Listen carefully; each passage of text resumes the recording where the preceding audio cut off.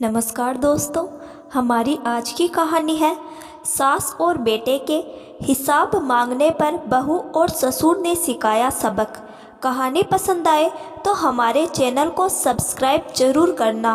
सुबह महेश दफ्तर के लिए निकलने वाले थे, तभी नीलम बोली, सुनिए ना, मुझे थोड़े से पैसे दे दीजिए। आपने जो पैसे दिए थे वो सारे पैसे ख़त्म हो गए हैं। प्रीति के स्कूल में ग्रैंड पेरेंट्स डे का फंक्शन है और उसे गुलाबी फ्रॉक की ज़रूरत है। उसके पास उस रंग के कपड़े हैं ही नहीं, मुझे लाने पड़ेंगे। नीलम अपने पति महेश से बोल रही थी। महेश बोले, नीलम, मैंने तुम्हें 15,000 रुपये दिए थे, महीना ख़त्म भी नहीं हुआ और वो सारे पैसे ख़त्म हो गए। मैंने तुम्हें कितनी बार कहा था कि पूरा हिसाब एक डायरी में लिखा करो, उससे पता चलता है कि कितना खर्च कर रही हो, पर तुमने आज तक मुझे कभी कोई हिसाब नहीं दिखाया। नीलम बोली, आप कैसी बातें करते हैं?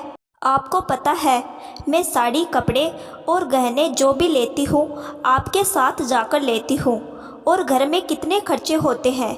सब्जियों और फलों का दाम कितना बढ़ गया है, आपको अंदाज़ा भी है?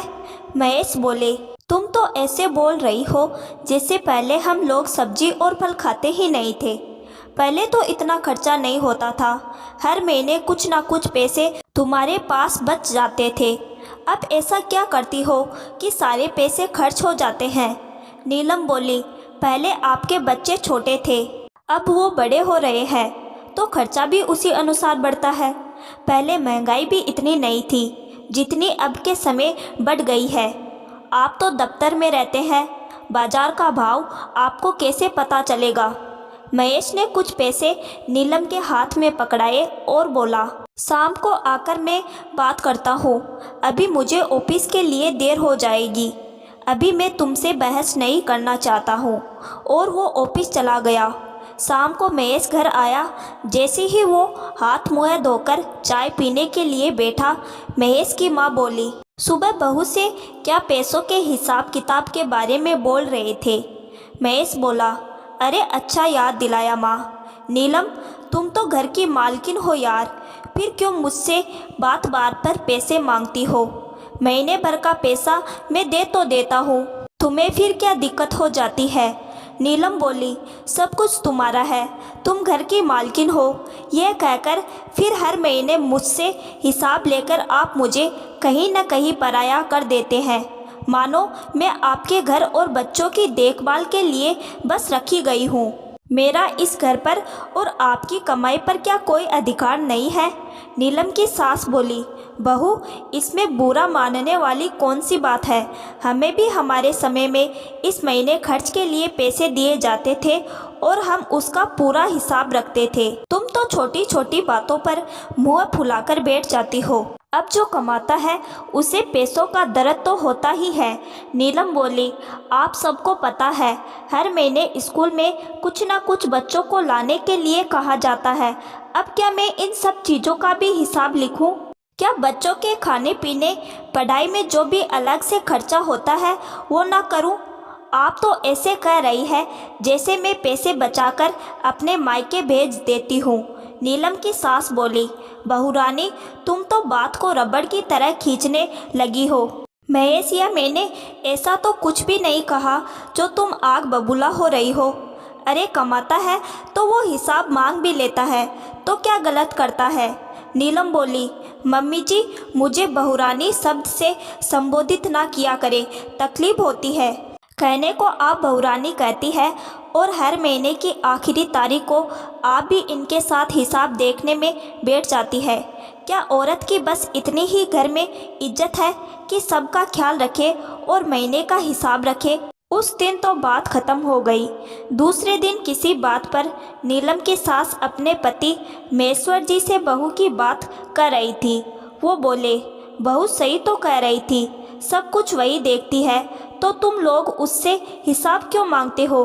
अरे वो बेचारी तो तुम लोगों के बिना कभी घर से बाहर कदम तक नहीं रखती है, फिर हर महीने ये हिसाब का क्या झमेला है?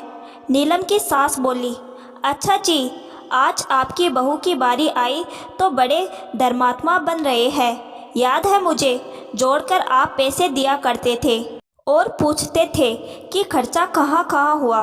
वो बोले, तुम में और बहू में ज़मीन आसमान का फ़र्क है। बहू में कोई बुरी आदत नहीं है कि वो तुम्हारी तरह छुपाकर गहने और साड़ी कपड़े ले। मेरा मुँह मत खुलवाओ। नीलम की सास बोली, आपके कहने का क्या मतलब है? वो बोले, जब मैं तुम्हें ज़्यादा पैसे देने से इनकार करता था तो तुम हिसाब में हेरा फेरी करती थी। अपनी पुरानी बातों को क्यों बच्चों के सामने लाना चाहती हो? अगर बेटे को अच्छी बात नहीं सिखा सकती तो कम से कम गलत बात है उसका साथ तो मत दो। महेश वहीं बैठा था। वो बोला, पापा आप कहाँ की बात कहाँ ले जा रहे हैं? बात यहाँ हमारी और नीलम की चल रही थी। आप माँ से बेकार में नाराज़ हो रहे हैं। पिता बोले, बेटा मानता हूँ तुम बहुत मेहनत करके कमाते हो। पत्नी की मेहनत तुमसे कोई कम नहीं होती है। तुम 8 घंटे काम करते हो, परंतु वो जितनी देर सोती है उतनी देर भी अपना दिमाग घर गृहस्थी के चक्कर में ही चलाती रहती है। समझ लो कि वो 24 घंटे काम करती है। उसके बाद इस तरह हिसाब मांगना ये तो गलत बात हुई।